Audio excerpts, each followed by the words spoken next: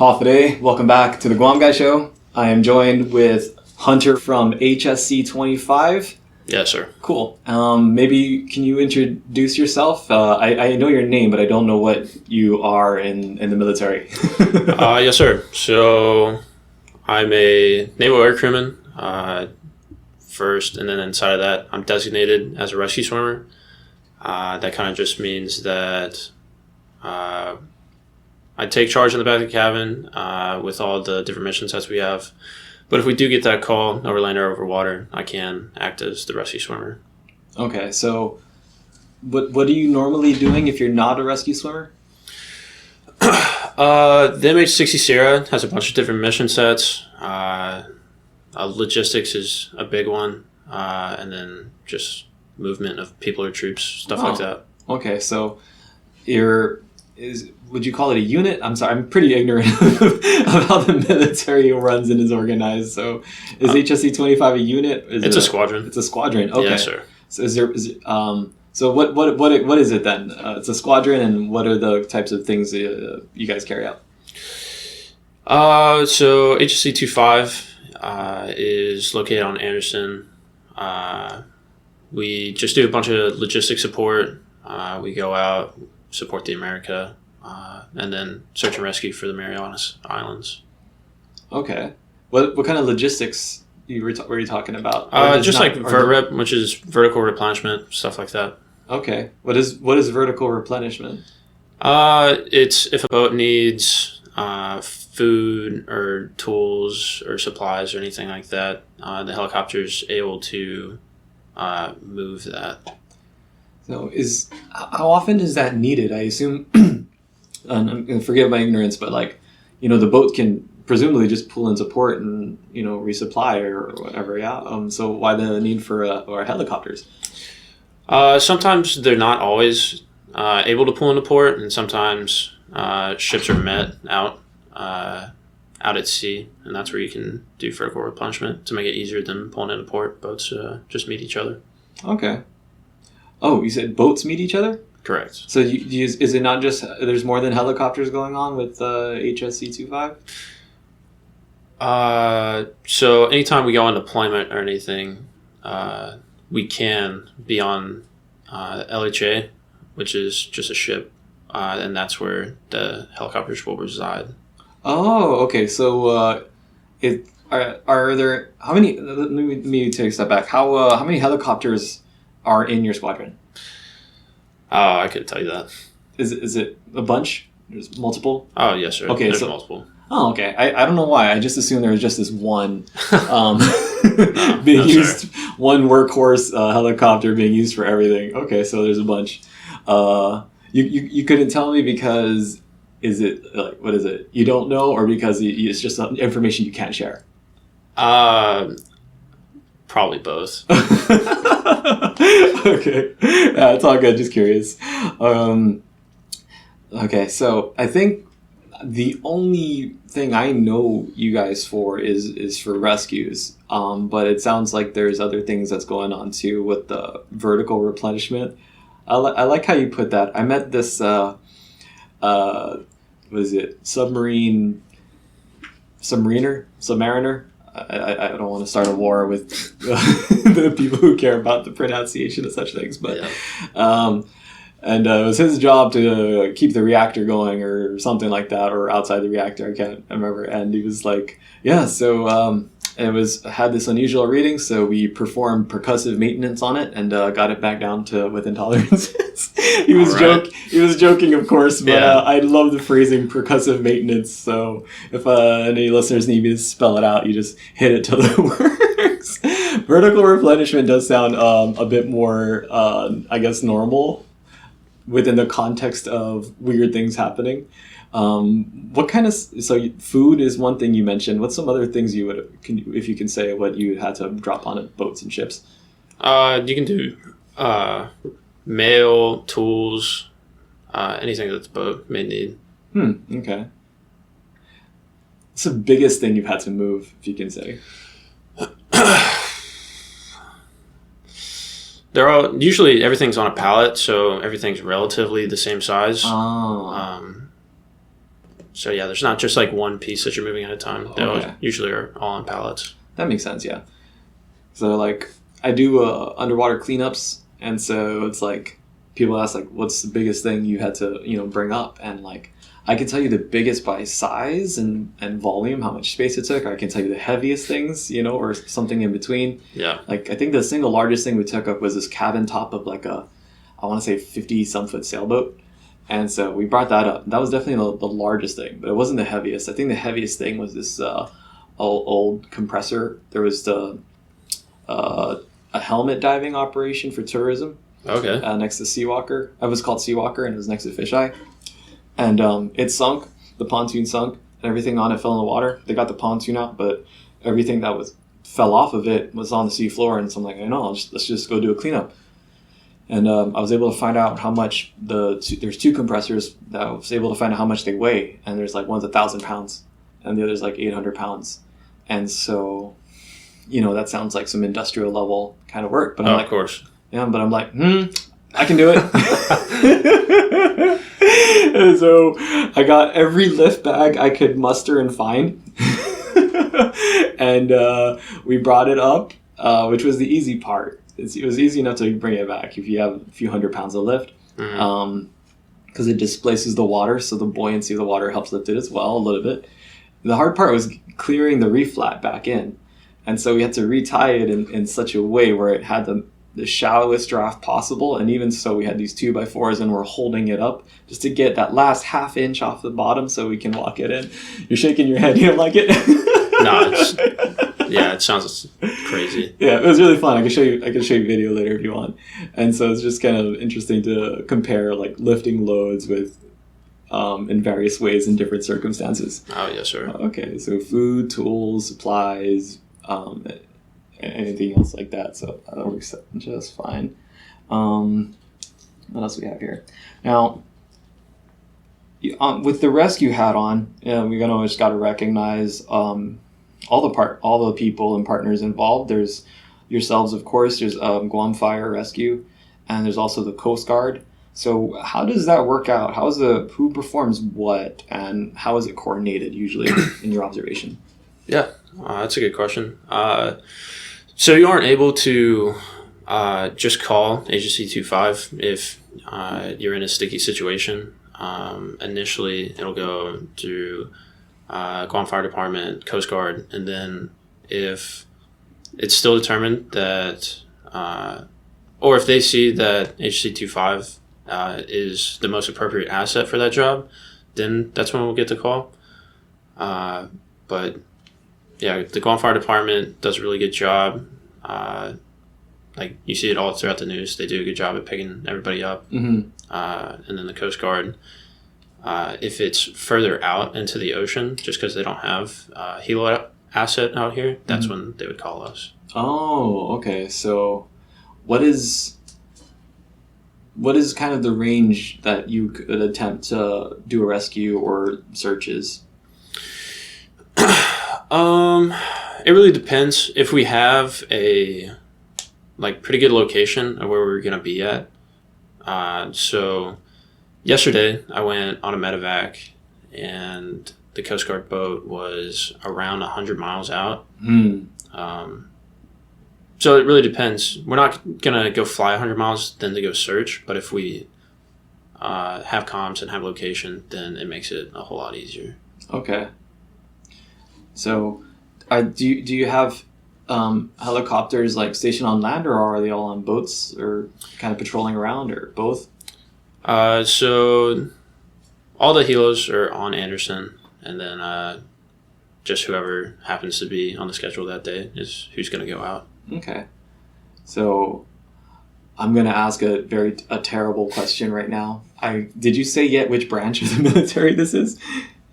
We're all in the Navy. HSC25. Okay, I did know that. Okay, but why is the helicopters up in Anderson if they're all Navy?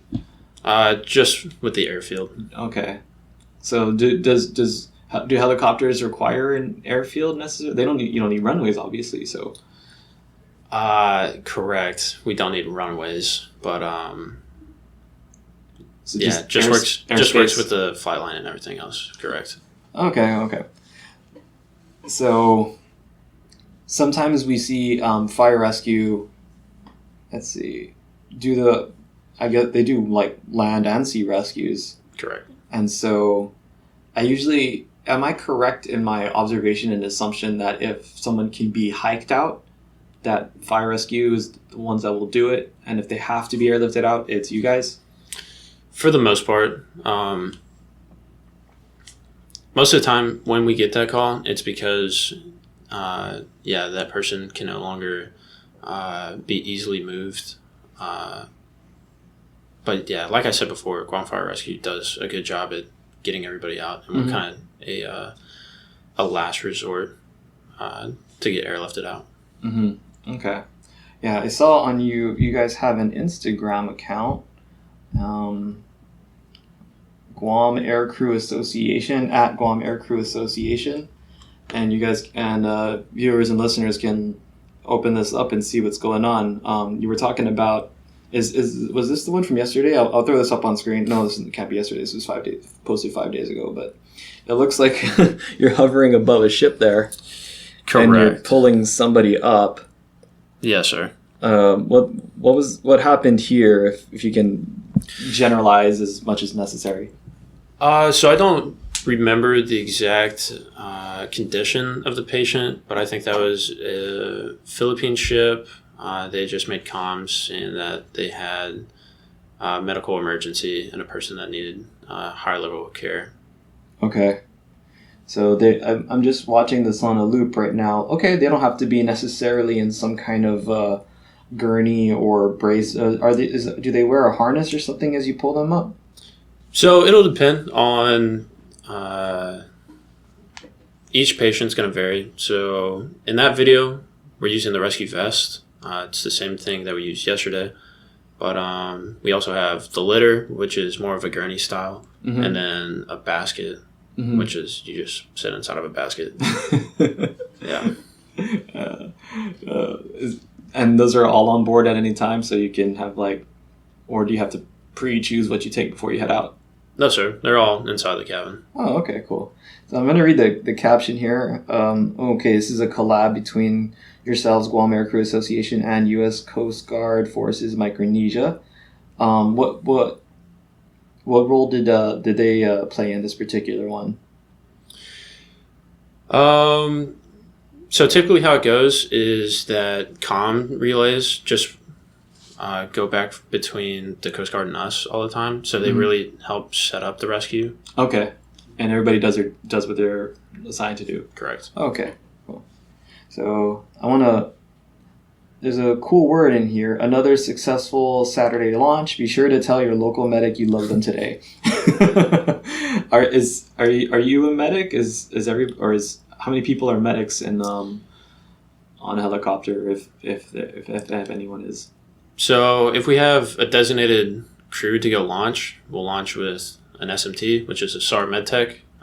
They're corpsmen in the Navy. They're just a little more specialized. And then everybody who's a rescue swimmer has some degree of medical knowledge, but our SMT, that is their thing. Okay. How many people are typically in a helicopter? So obviously there's the pilot. Are there co-pilots in helicopters?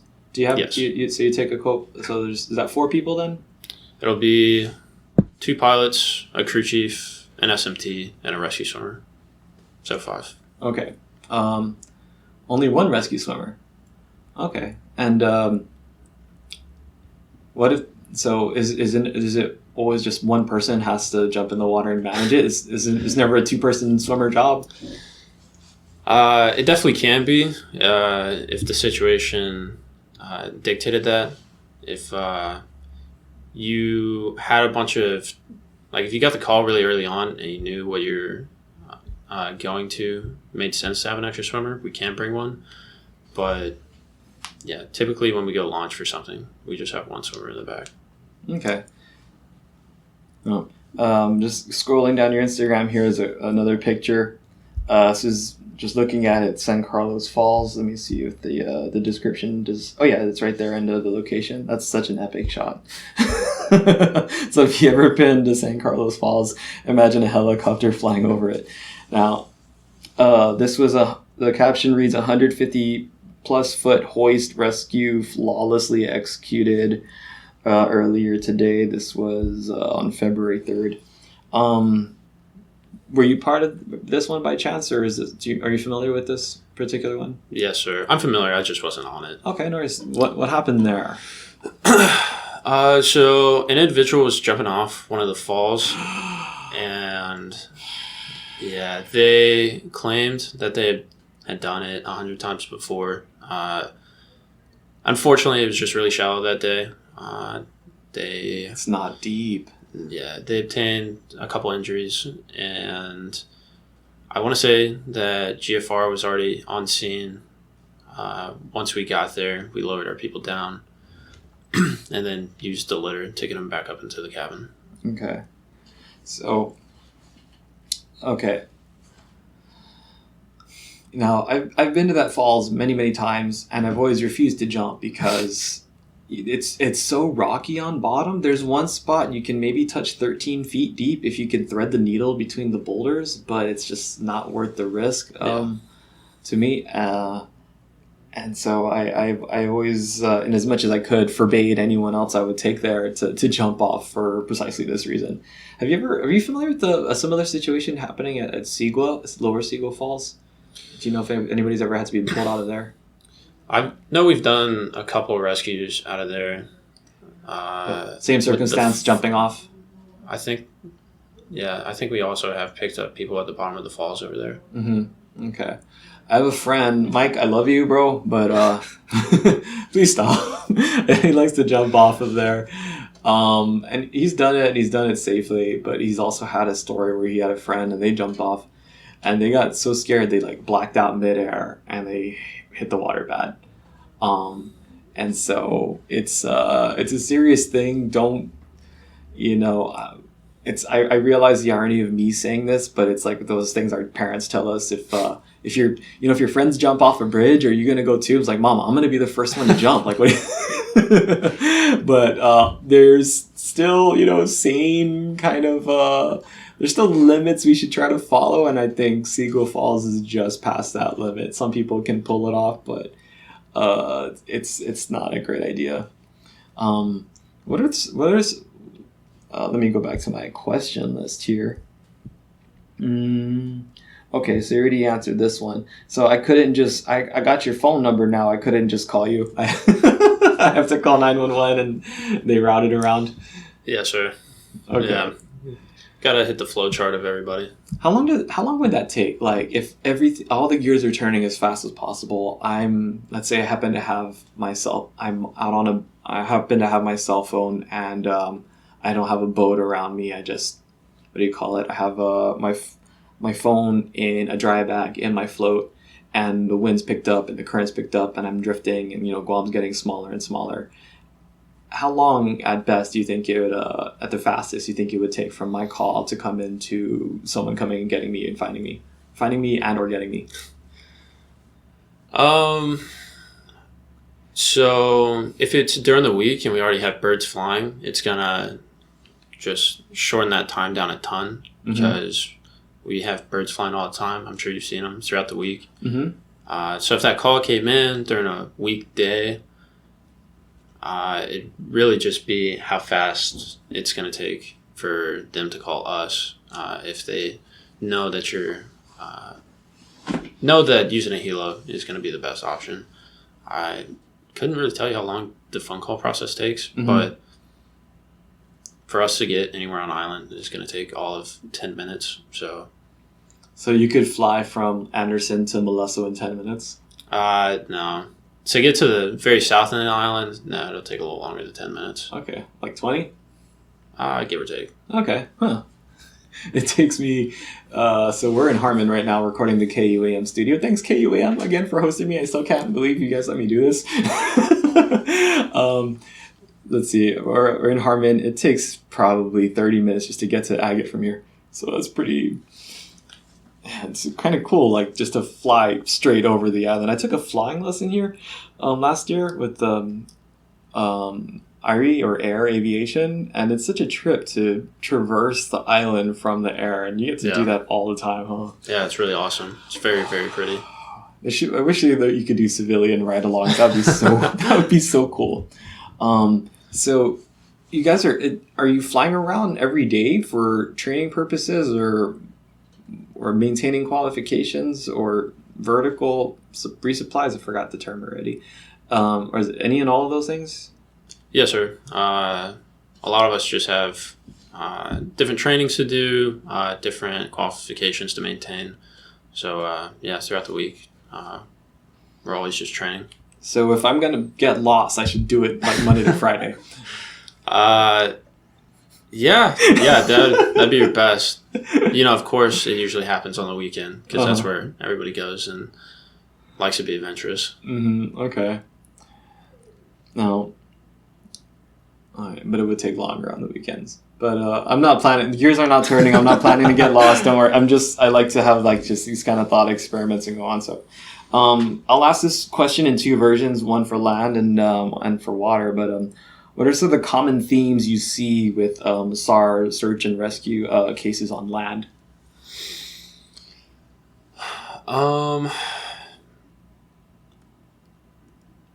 I think it's a lot of the time people probably bite off more than they can chew, or they overestimate hikes, because that's typically what will come pick people up off of is they either didn't properly plan for a hike, or they're like, oh, I've done this 1,000 times, I can do it this time in flip-flops. So I think the very common theme is people under-prepare. But yeah. Okay, so that's an interesting answer. I was expecting it was going to be more like injuries, and so like jumping off of waterfalls or and stuff like that. So what proportion of the cases, do you use the word cases? Yes, sir. Yeah, what proportion of the cases would you say are due to injuries from falls, like jumping off of stuff? I'd say 90%, almost all of them. So what I was trying to get into is the under preparing kind of sets you up of like, oh, I went to go do this hike in flip-flops and that's why I twisted and broke my ankle kind of thing. Or, I didn't drink any water today or bring any, and that's why I now have heat exhaustion. More of the lines of that. So I want to ask this and I want to qualify it before you answer. And my question is going to be like, how does it break down between like locals and non-locals equally, one more than the other? Because like when I talk with Dan from Southern Mountain Gear, if you know him, and he talks about we got people coming up from Colorado doing these like 16-mile hikes, and it's like, oh, like, that everything here should be super easy. But even he's like, no, like, these are not maintained trails. There's crazy, humidity here. So, don't underestimate it, even though they are much shorter than you're used to. And so with that in mind, and then locals, I am speaking as one born and raised. I'm lucky to be alive, man. Just with how I started out hiking and like the non-equipment I had. To this day, it depends on the hike. If I know it really well, I will wear my Zoris. So these are very special Zoris. Like these have like really they have like tread on top and bottom. All right. And so like you can walk on limestone with this, no problem. Nice. Yeah, and they don't slip unless anything with muddy silt on it's gonna slip, but. Not if your foot's contained inside the shoe. So I'll grant you that, even though you didn't say it. So how does it break down? Is it about 50 locals, non-locals? I think the cases that I've either heard or been on have been about 50-50. Okay. That makes me feel a little better. All right, guys, we're not doing too bad. All right, these 16-mile hikers come out here and we're getting messed up at the same rate. I guess we're doing okay then. Okay, so lack of preparedness, heat exhaustion, water, improper footwear. But what about like the specific things of jumping off of, let's say, Pocket, not being able to make it back on your own power, jumping off of waterfalls, things of that nature? There isn't that many places you can jump. Oh, but yeah. Yeah, there's I wouldn't say there's really like a trend or anything. It's just kind of like the very generic stuff that we talked about. Mm-hmm. Yeah, I don't think there's really a trend of even like injuries. I think that every case is slightly unique. Mm-hmm. It'll vary each time. Okay. Have you responded to any cases at SETI Falls? Are you familiar with SETI Falls? So I haven't, but since I've been here, I think there's been 2 or 3. Mm-hmm. I think I posted, I can't remember the month I did, maybe only like 3 months ago, we picked somebody up off of SETI Falls. I want to say that was head injury related. Oh, what happened? She just... I don't know if she had slipped going up one of the falls or I don't know if her feet slipped or if she slipped off the rope. But yeah, she fell, got a head injury, and then one of the rescue swimmers got lowered down and brought her back up. Interesting. So you, whether it's land or sea, you still call them rescue swimmers? Yes, sir. Okay. That's kind of fun. So I'm seeing just on this picture here, if you're familiar with the falls, like she's well up there. She's not on the bottom on the flat by the river. She's not on top. She's just among one of the falls. And I tell people, and a lot of us in the hiking community agree, that we would call SETI like the most dangerous hike on Guam. There's probably some more that are just slightly physically more dangerous over the same length, but it's just so vertical and you don't have any kind of safety system. You're just climbing up ropes with your own grip strength. If you have the wisdom to bring and use gloves, and but they're constantly wet and growing algae, so anything can happen. Especially that first falls. It sounds like insanity that anybody would climb up the bottom one. Have you done it before? Have you done that hike? I've only been to SETI one time, and I thought that the ropes were crazy. Mm-hmm. I was like I couldn't believe that we were going up these ropes just because they looked like so old. Mm-hmm. I was like, I feel like we need to go change all the ropes. That'd be really cool. Yeah. that sounds like a nice outreach activity. If you guys want a community service, if you guys have the ropes. Yeah. That's expensive. Get nylon though, yeah. Not natural fiber ropes. What was I going to say that? So the last time I went, was after I got into rock climbing, and so I have a bunch of ropes and gear, and so I'm like, hey guys, let's go to SETI. He was like, how do you want to go down? Let's go rappel down. And so we did, and so we're tying off to trees and stuff, and so we're kind of using both the ropes that we are rappelling with, and then also the ropes that's there just to have backups, Mm-hmm. And it was really fun. And then when we climbed back up, we kind of just did it all in reverse. But it's really cool to rappel down a waterfall, and recognizing that wet ropes are weaker. But if you're not whipping, yeah, it's still plenty strong enough, I think. Cool. Yeah, when I was recording, I think it was the second episode of the podcast, I was on my way to the recording, and there's a bunch of activity at SETI Falls. Oh, okay. And this was in, I want to say, maybe February or March 2021, and it was at SETI. And I think they did have to get airlifted out as well. Mm-hmm. So I already asked, what are some common themes you see with SAR cases on land? What are some unusual things you have seen with SAR cases on land? Anything that stands out? Yeah, kind of like I talked about, I don't think there's really like a trend or anything, and I don't really think you can even say anything's too unusual, just because every case is unusual. Is slightly unusual, is different. Yeah, nothing's really coming to mind. I feel like you're a little like me in a way. Forgive, if I'm seeming too close here, but like just kind of jaded. Just if you do enough of weird stuff, they stop being so weird. Yeah, maybe that's it. Okay, if anything pops into mind and makes you laugh or whatever, feel free to bring it back up. We're all cool. Okay, so now the same questions but for water. What are some of the common themes you see with SAR cases in the water? For the water, the most of our calls are for an overdue spear fisherman or free diver or something of the sort. Mm-hmm. And then, unfortunately, those calls are like usually later. We'll get the call and they're like, "Hey, they were overdue 2 hours ago," Mm-hmm. which the water being very dangerous and like all the currents and everything, you can float somewhere so far in 2 hours. Mm-hmm. So I feel like that's our most common call. Okay, so overdue. Wow, that's my people. I don't know if you know this, but I'm a freediving instructor. Oh, okay. To my knowledge, none of my students have required your assistance. Chronologically, one guy, shout out, hey Rob, he did require assistance, I want to say in 2018.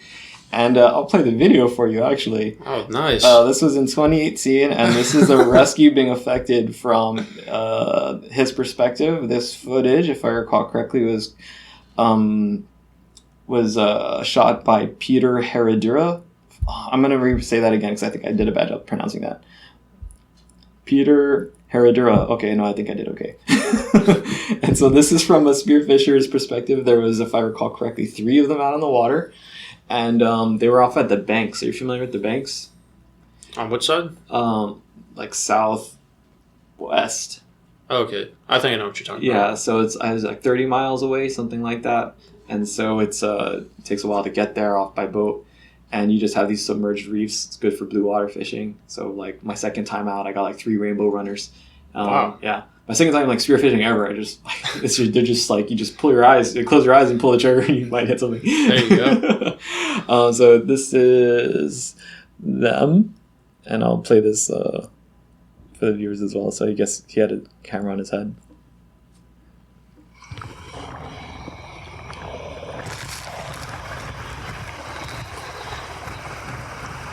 I wonder if he knows the camera was rolling. This is not a great angle. That's awesome, though, that he had a camera on him. Mm-hmm. It doesn't look like there's anybody riding this with him. It just looks like he's ascending by himself. There is a chance that he just got sent up by himself. Okay. Does that look familiar? You've been in this helicopter? Do you recognize those rivets? Yeah. Yeah, I'm pretty familiar. Do you know that? Is that a guy or girl? Is this a pretty low video quality? Yeah, I didn't get a good look. But yeah, that video was kind of cool. Yeah.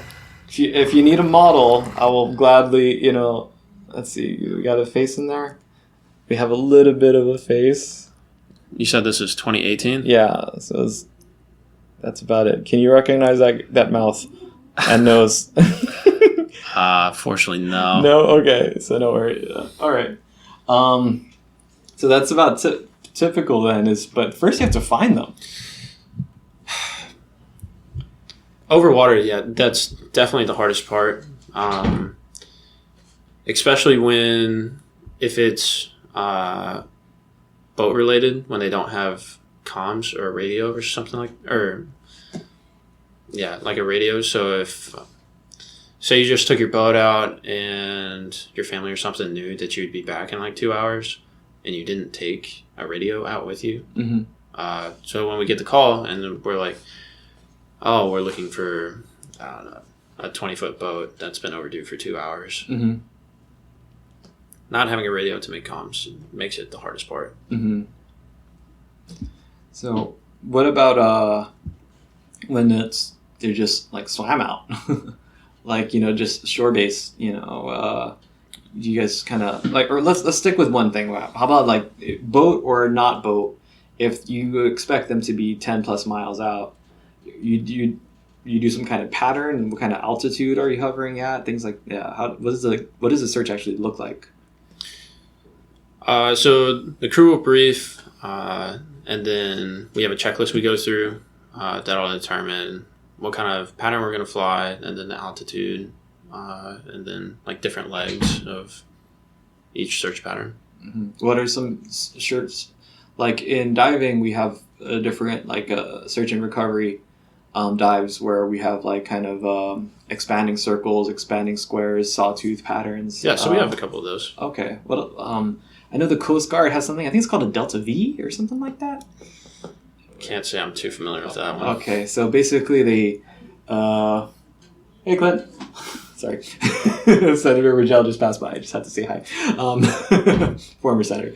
I think they drive following directions on the compass in isosceles or equilateral triangles, and then from that they can determine the effects of the wind and current and best guess which direction to head and expand.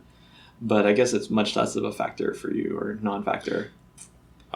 We do take in consideration the current, the winds, and stuff like that, and that'll play a role into how we conduct a search. Mm-hmm. Okay. What other kind of patterns would you...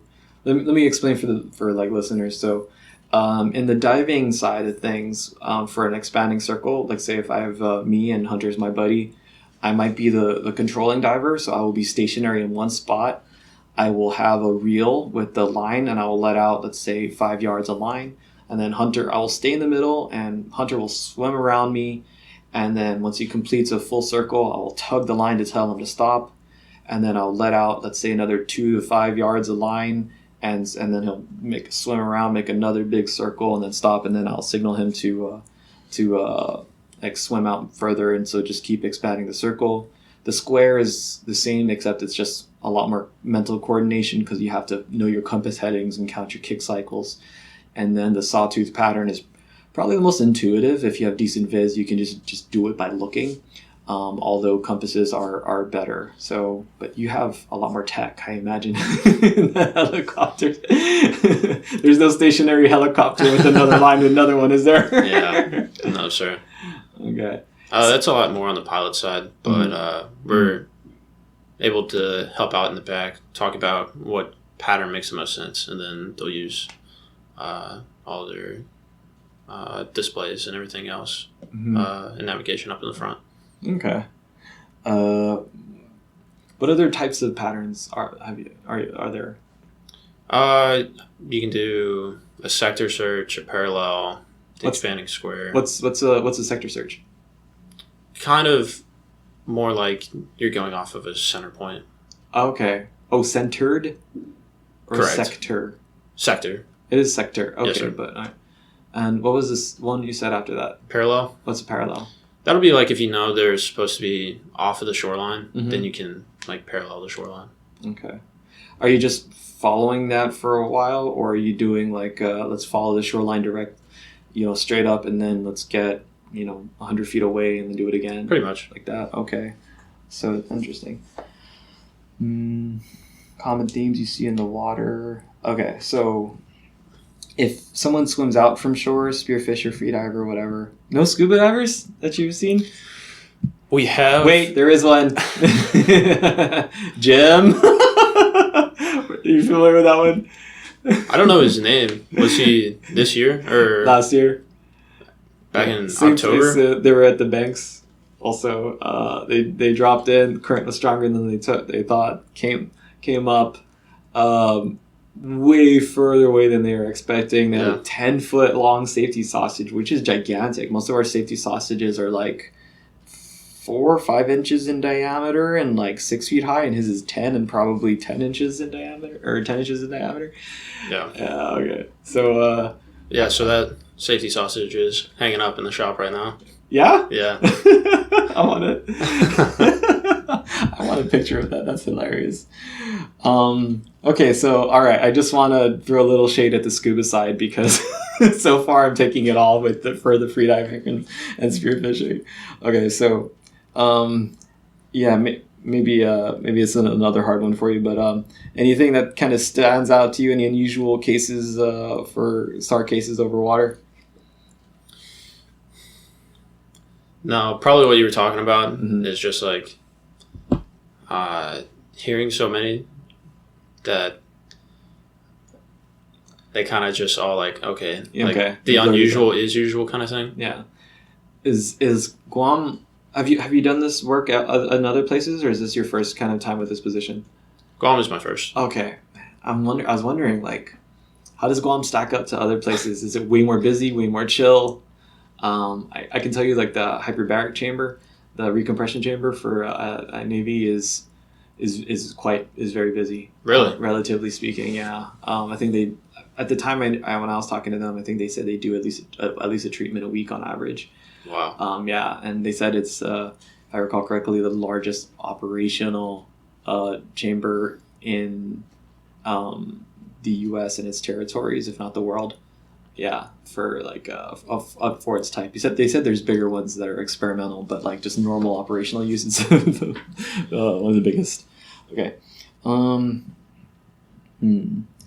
Have you? This is totally weird, but like, have you come across any kind of illegal activity? For example, we have boats coming down from the Northern Marianas who have typically reportedly Chinese tempted immigrants. Or drug running, anything like that. I've been in a place where they found a drug boat once. There wasn't drugs in it, but it was obvious what it was for. No, sir. Nothing that I know about. Okay. At that point, do you actually care, or is it just preservation of life when you come in the scene? Oh, yeah. Everybody's life obviously comes first. Safety and everything like that. Mm-hmm. And then whatever they're doing next that's not my thing. So. Okay. You just want to keep alive when you bring them when they're brought back, then the authorities can crack down. Yeah, sure. Okay, that's probably the best way to do it. You don't want to be hovering in the helo like 20 feet up. Do you have your passport, sir? Can't take you. Yeah. It's like, can you empty your pockets for me? What is that powder? None of that's going on. No, sure. Okay. I wonder if anyone's ever tried to bribe you. I don't think you could answer that. No. Everybody's usually, having a really bad day and just needs to get picked up. Okay. Do people cry? I don't think so. I think everybody that I've seen is usually like really happy, like the happy kind of adrenaline. Okay. So. Okay. Huh. Let's see. All right. What is something or some things you want everyone know to be safer when outdoors? You can answer that for the water or the jungle. Yeah. What are some things you want everybody to know?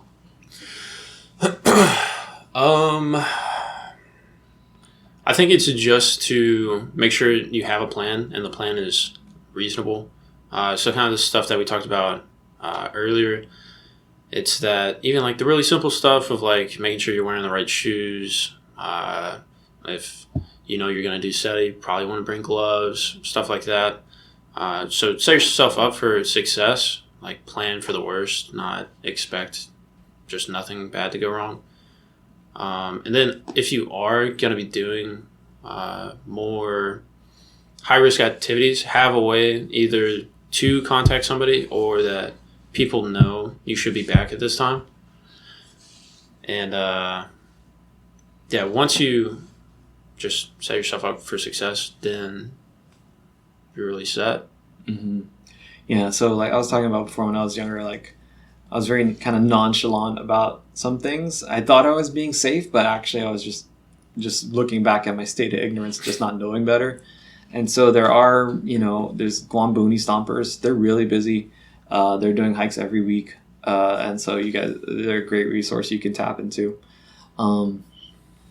There are some like hiking guides and books and so on. But do follow the ratings, because like now they're hyping it up. Before there was like, easy, medium, difficult. Now they're getting up to like triple difficult. So it can tell you it's like there's a big difference between difficult and triple difficult and even double difficult. So I'm just like, some of them, like there's one this weekend, I was like, oh yeah, I've done the hike a bunch of times, but they take a slightly different route, which drastically changes the difficulty level. Mm-hmm. I'm like, okay, yeah, I'm going to sit this one out. I want a chill hike. I don't want to work too hard this weekend. There you go. So maybe I'll go to Pauget. I think it's next weekend. Your answer, I guess, could apply for both, but it sounded more so for kind of land. So bring enough water. But so sometimes, even me, I wonder about how much stuff to bring and how much stuff not to bring. Because if you're like on the mountaintops for like 9 hours, if you have too much stuff, it just weighs you down. Yeah, it weighs you down. That's a great way of putting it. Like could contribute to your exhaustion. And so maybe do you have like a rule of thumb that you would follow personally or prescribed in the military, or maybe just talk to boonie stompers? No, I really don't have an Okay. all-knowing guide or anything like that. Yeah, I think it's about a lot of self-awareness, because it's the same hike isn't the same for every person, right? Like if you look at us, we're very different levels of physical fitness. Not that I'm in bad shape, but I could expect you to have an easier time with hikes, or really, I guess, anything physical, honestly. Than me, except freediving. I will. There you go. I'll take you. I'll take you with freediving. What about how and in the water? So, would you phrase your answers any differently for how to avoid having to call you in for people? Having a way to communicate in a radio also really helps in the water. Granted, if you're going to go free diving, you're not going to take one. So that, I'd probably just say, like, have a swim buddy, stuff like that. Like, if you don't have to go out and free dive and spearfish by yourself, then don't. Mm-hmm. I mean, because if you have somebody else right there to help you out, yeah. Okay. So I actually completely agree with that, and I have a thing coming up actually exactly about that. I'll share with you a little offline. Maybe you want to work with me on that. And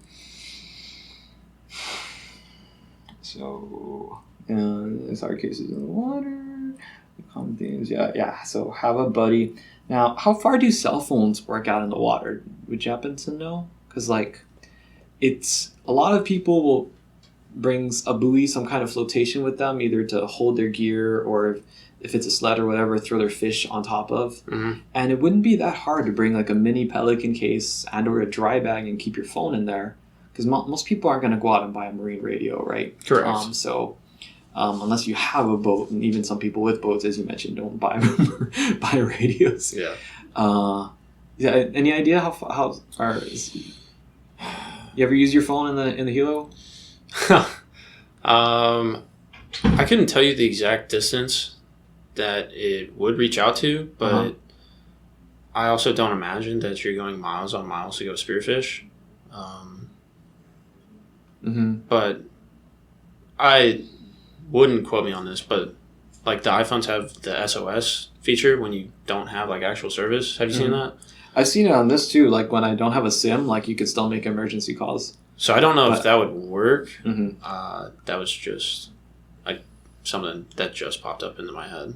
Yeah, now it's I got my own gears turning too now, because data. There's cell phone towers, right? That's what all the towers are: 3G, 4G, 5G. We're not going to get it down those conspiracy theory rabbit holes, but do phones connect to satellites, and what apps or technology would work further than cell phone towers on land could reach? That's something I should look into. If I have anything, just check the show notes on Instagram or Spotify, on Spotify or on YouTube, and I'll update there if I learn anything interesting on that front, just to the listeners there.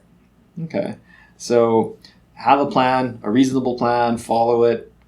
Don't jump off of stuff if you're not sure. I'm throwing that one in. You did say that. Have a buddy when you're out in the water. Have a form of communication. And we said this a bunch of times coming into this, but make sure someone on land knows, where to expect you back and what time and so on. Okay. You didn't mention this, but I'm going to go ahead and insert it for both of us. But have some way of making yourself seen and heard. Does it make a difference what someone is wearing to make it easier to find them by air? Is it like if they're in the water and they're wearing blue camo, are they just that much harder, or will they stand out not pretty much the same? So if you are able to bring something that is completely different than your environment, so like a bright neon orange if you're going on a hike, or something. So like the dive sausage that they used, like once they inflated the dive sausage, like the crew was telling me that they pick it up super easy because it's super obvious having a bright yellow thing on top of the ocean. Okay. I was wondering about that because if you have the sunset behind them, that's usually pretty orange too. But from your perspective, since you're looking down more, it's kind of not as big a factor. And then it'll just depend on which direction the aircraft is facing. Okay. Okay, cool. Could you be heard? Can you hear people? So if they're yelling at the top of their lungs? No, the helicopter's so loud that we wouldn't be able to hear you if you were screaming on the ground. How about a whistle? Could you hear a whistle? No, I don't think anything noise related would help you in the rescue. Granted, with helos. For helos, like Guam Fire Department, that would be awesome. I think, yeah, that would work super well for them. Okay. So boats, as long as it's not a 2-stroke, motor, I guess you can be heard pretty okay. Yeah, I've taken phone calls on boats, and I could still hear myself. Yeah. What else?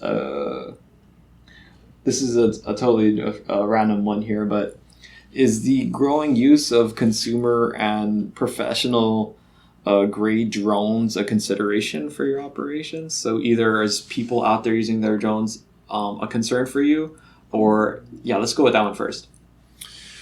So I'm not too sure exactly what the laws are in Guam, but with the Anderson Airstrip and then International, I don't think that they're allowed to fly around those areas anyways. So typically not something I'm too worried about. But I have seen them flying around Tumon and the beaches and stuff like that, but I've never personally seen them at an altitude that we're flying at. So yes and no. What altitude are you at typically? What'd you say? Maybe 500 feet, just flying around. Oh wow, that high. Okay. Wow. All right. And is that how high? Is that like a normal traveling altitude, or is that your search pattern altitude, or? It'll just depend. But I'd say a 500 is more of a normal. Okay. Okay, cool. That's good to know. Now, that said, but even within those restricted airspaces, if you're a certified pilot and you have reason to, it is possible to obtain permits and clearances to operate in those areas, really? Depending on, again, your level of certification and need. So my friend Mike was talking about that jumps off of the Seagull Falls. He's all into that stuff, and he has his own little drone company. It's called Acro Mode, and he does he works with me and does all the drone videos. I post on everything, just about all of them. Yeah. Okay, so that's good to know. But so would Guam Fire Rescue, if I recall correctly, and this might have been a couple years ago, started did a class or some kind of training on using drones for their SAR operations. Is that something you guys are considering, or is it or is it just because you're already the last resort anyway? It's put the toys away. Let's get the big bird out there. No, I couldn't see HSC25 using drones for any reason. Mm-hmm. What about when a drone can carry a person? That'd be pretty crazy. I think they can already. But it would be a lot less fun, though, I think. Would you say, is your job fun, would you say? Oh, I really enjoyed it. Yeah, very, very rewarding once you find somebody who's having one of the worst days of their life, and then you pick them up and change that for them. Mm-hmm. Cool. Okay, I think I asked this one already, is how far out you guys go. But so if it's a ship and they're if they're, exactly where they are, you have constant communication, and hey, we got to get this guy off. He's puking out his guts, and his heart is faint. How far could you push that? Hundreds of miles? No. 100 miles? No, definitely not hundreds. Okay. It'll change every single time. I know that's a Yeah. thing I keep on saying, but every situation is different. Mm-hmm. Yeah, there's no really good answer for that. Okay, but just dozens of miles at least, yeah. Mm-hmm. Okay. I wonder because I was on this flight from, where was I? I think I would think I went to Tonga, and I was coming back through New Zealand and hopping up to Korea and then back down to Guam, which is really annoying because you basically fly right over Guam. Yeah. That was conjecture, but then I've done that flight twice, and the second time I did it, I figured out on the headset in front of me, there's a proximity map with the flight path, so it can tell you where things are, but also your distance to them. And so I was on the port side of the plane, the left side of the plane, and it says that Guam is 90 miles to my left. I'm like, basically right over Guam. And so I opened the window and I'm like trying to look. I'm like, nope, can't see it. It was just a little too the viz wasn't the best. It wasn't bad, but it wasn't the best. I wonder if it would have been visible. So okay, if you couldn't even see Guam from that far away, then I can't remember why I started going down this rabbit hole, but dozens of miles basically. Okay, dozens of miles you could get. Effective rescue when it's you have communications and you know exactly where they are, more or less. Okay. Do you guys have I've seen you've had so weapons, arms on the helos. Can I say helo, or is that just for you guys? Can anybody say helo? I feel like I don't want to act like a poser. Feel like a poser saying certain words. Like, does anyone say chopper? Good. No, most people just say helo. No one says chopper? Okay, that's still the 90s, 80s Arnold Schwarzenegger.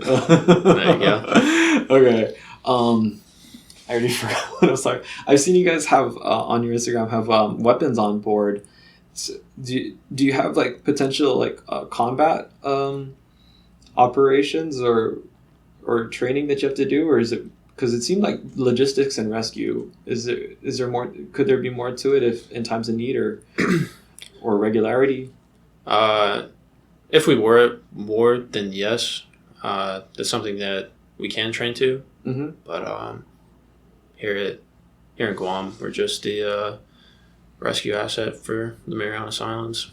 Okay, so is it just training then? Like, what is like that's a big gun. What were we all doing with that? I think that the Marines just had some extra training and qualifications to upkeep. Oh, okay. So this wasn't you. Okay, that makes sense then. All right, so you'll assist with the kind of other brand. Like as soon as you say the Marines, like okay, that's enough explanation. Yes, sir. Cool. All right. I think that's just about all of my questions. Was there anything you were hoping to talk about that we didn't get to, or anything in your mind? No, sir. Nothing that comes to mind. Mm-hmm. I really wish, man, I come to think of it, maybe one or two people I named didn't want to be named, but you're my friends, so they're my friends, so I could say it. You maybe you can't, but I guess we're okay. There's somebody we should shout out. The guy who kind of reconnected us, Miguel. Did he reach out to you? Oh. Yeah, he did. Is he still on Guam? How's he doing? Yeah, I saw him this past weekend. Mm-hmm. I think he's stepping off island to go back to the States in the next week or two. Okay, yeah, that's what was my understanding, is he was leaving island soon as well. But yeah, okay. Cool. I guess we'll just go ahead and wrap this up. Final chance for any last thoughts you might have, or anyone you shout out or anything. You can shout out your. I have your Instagram is at Guam Air Crew Association. Do you guys have any other channels or you like people to know about? Yeah, so that's a good one if you want to follow all the rescues that happen. And then the actual HSC25 page has both an Instagram and a Facebook. Oh. And they post just like more general stuff of what the squadron is doing. Now, I just typed that in real fast, HSC25, and there's a few of these. There's one that's _island_nights. Yep, that's the one? Yes, sir. What's the one below that? HSC25 FCPOA? The First Class Petty Officer Association. Okay. So just, but these are all kind of Guam-based people or operations? Yes, sir. Okay. Island Knights, and there's an eagle with very 90s comic style kind of logo there. So that's kind of cool. Okay, cool. What are these? Are these regular parachutes in those backpacks? Yes, sir. So those are the Marines, Okay. and they went to go do a free fall operation, I guess, back in December. Okay. Yeah, so a lot of interesting stuff if you just scroll through this. There's a hilarious mannequin here that looks intubated. And that's a big helicopter. How many people can you fit in that? Like aside from the 5 crew, like if you had to rescue, like if there was a 6-pack boat out there, can you fit everybody off the boat? I've been on a rescue where we had a total of 14 people in the back. In one helicopter? Wow. They all weren't 6 foot and 200 pounds. Okay. So that's why we were able to cram that many people in the back. But okay, so not that kind of like, who were they? Can you say who they were? I don't think so. Okay. Yeah. Just some fisher. Is it fishers or tourists or? Yeah, just some people that need to get picked up off a boat. Okay. Okay. Well, cool then. Okay, so we'll go ahead and wrap up this episode. And so I want to thank Hunter here for joining me and speaking about HSC25. You don't say the 25, it's 25. You say 25, I noticed. Yeah, yes, sir, 25. Okay, HSC25. And these guys literally out here saving lives. That's cool. I've saved a couple, but, it's not my job.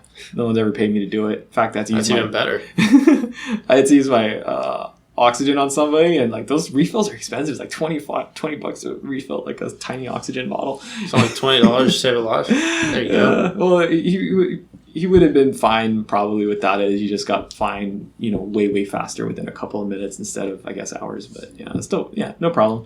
So we'll wrap up the episode.